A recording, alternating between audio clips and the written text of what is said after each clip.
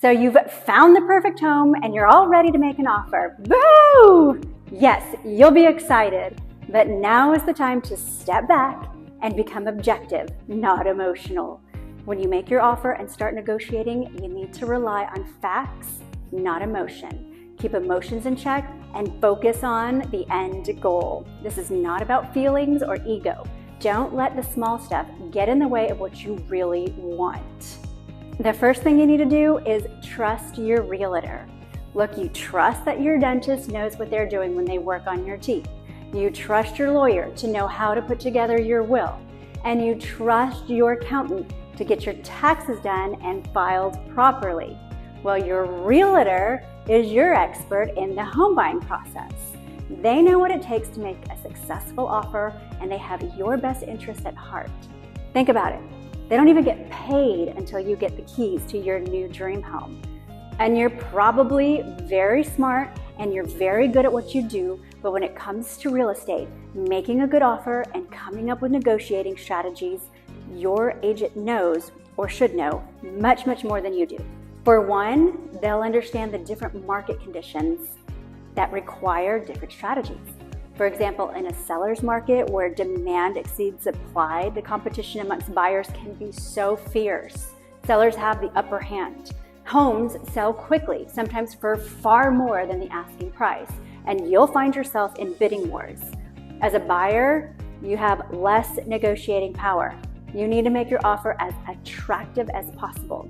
Your agent can help you by advising you to remove certain contingencies, such as those for financing or home inspections or appraisal, whatever's appropriate. They'll also explain the risks in doing this. You could make an offer that is more than what the home is listed for, or maybe you don't need to ask for repairs or credits. Trust your agent to advise you in this. In a competitive seller's market, your first offer has to be your absolute best. Making a lowball offer can take you immediately out of the running entirely. Your offer should reflect the market conditions, the home's value, and what you can realistically afford. And if there are 7 offers on the table and your financing terms are not as favorable, for example, you have a VA loan compared to another offer in cash, you need to be more aggressive. On the flip side, when you see more homes on the market and homes staying on the market longer, you know it's a buyer's market.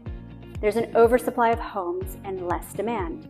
Prices may be more negotiable. As a buyer, you'll have more room to negotiate terms, request repairs, or ask for credits towards closing costs. You might also get more home for your money and better terms because sellers are eager to sell.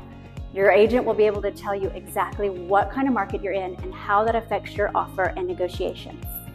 They'll help you navigate the current market and make sure your offer is competitive and fair.